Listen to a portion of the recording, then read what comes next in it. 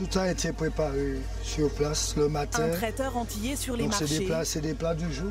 Une boutique de vêtements grande taille. Et à leur tête, 2 anciens chômeurs qui ont lancé leur entreprise grâce au microcrédit. À Paris, dernier préparatif pour Leïla Grimi, 33 ans. Dans quelques heures, elle accueillera ses clientes dans cette boutique. Sur ses portants, des vêtements pour femmes rondes. C'est le projet de reconversion de cette ancienne chimiste. La société était en redressement judiciaire et je me suis retrouvée au chômage, donc en 2012. Et donc cette situation m'a permis de réfléchir à ce que je voulais faire. Et j'avais vraiment envie de me lancer dans l'aventure à mon propre compte. Je ne vais pas mettre des trucs là-haut. À l'époque, Leïla Grimi s'adresse d'abord aux banques traditionnelles. Mais impossible, dit-elle, d'obtenir un financement. Qu'est-ce qu'elles vous ont dit à l'époque, les banques? Revenez quand vous aurez un CDI. Votre projet a l'air intéressant, mais bon, nous sans garantie, on peut pas vous le prêter. Moi, je vais installer ça là-bas. Elle emprunte alors 5 000 € auprès d'une structure spécialisée dans le microcrédit.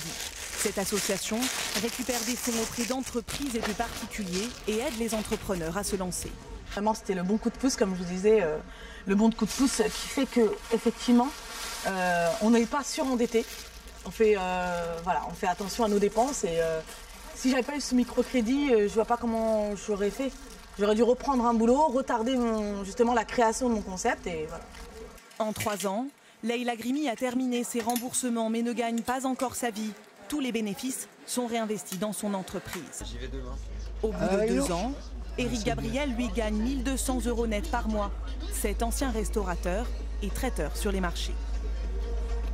Ça, c'est mon ancien restaurant. Et qu'est-ce qu'il est devenu?